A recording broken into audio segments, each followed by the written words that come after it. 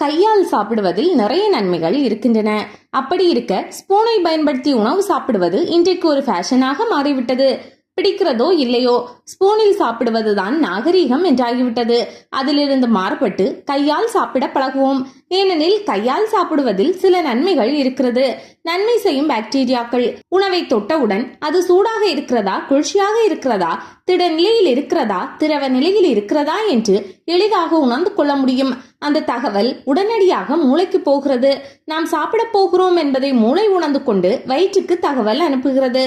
வயிறு செரிமானத்திற்கு தேவையான அமிலங்களை சுரக்கும் நிகழ்வை தொடங்கி விடுகிறது. மேலும் நமது கையில் நன்மை செய்யும் பாக்டீரியாக்கள் உள்ளன. வாய், தொண்டை மற்றும் குடலுக்கு நன்மை செய்யும் பாக்டீரியாக்கள் செரிமானத்தை எளிதாக்குகிறது. ஆனால் கையை கழுவி விட்டு சாப்பிட்டால்தான் இந்த பலன் கிடைக்கும். கையை கழுவாமல் சாப்பிட்டால் கையில் உள்ள கிருமிகள் உடலுக்குள் சென்றுவிடும். ரசித்து ருசிக்க கைக்கு பதிலாக ஸ்பூனில் சாப்பிடும் போது மூளைக்கு தகவல் அனுப்புவது உள்ளிட்ட நிகழ்வுகள் தொடங்க தாமதமாகும். அது மட்டுமல்லாமல் உணவின் தன்மை நமக்கு தெரியாது என்பதால் சூடான பொருளை ஸ்பூனில் எடுத்து வாயில் வைத்தால் நாக்கை சுட்டுக்கொள்ள நேரிடலாம். ஸ்பூனில் சாப்பிடும் போது நமது கவனம் முழுக்க நாம் எப்படி சாப்பிடுகிறோம் என்பதில் தான் இருக்கிறது. ஒரு விதமான இயந்திரத்தன்மை வந்துவிடுகிறது. இதனால் உணவை ரசித்து ருசித்து சாப்பிட முடிவதில்லை. கையால் சாப்பிடும் போது ஸ்பூனில் சாப்பிடுவதை விட அதிக திருப்தி கிடைக்கிறது.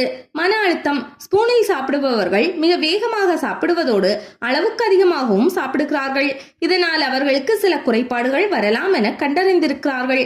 சீரற்ற மனநிலை, மன அழுத்தம் போன்றவையும் இந்த நோய் ஏற்படுத்துவதற்கான பிற காரணங்களாக இருக்கின்றன.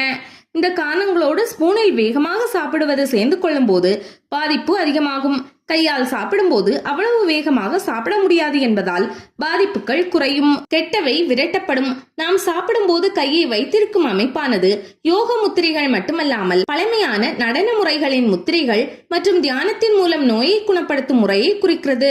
ஆயுர்வேதத்தை பொறுத்தவரை ஒவ்வொரு விரலும் நீர், நிலம், தீ, காற்று, ஆகாயம் ஆகிய 5 பூதங்களை குறிக்கிறது. உணவில் உள்ள கெட்ட சக்திகளை இவை விரட்டுவதாக நம்பப்படுகிறது. இந்த பலன்கள் ஸ்பூனில் சாப்பிடும் போது கிடைப்பதில்லை.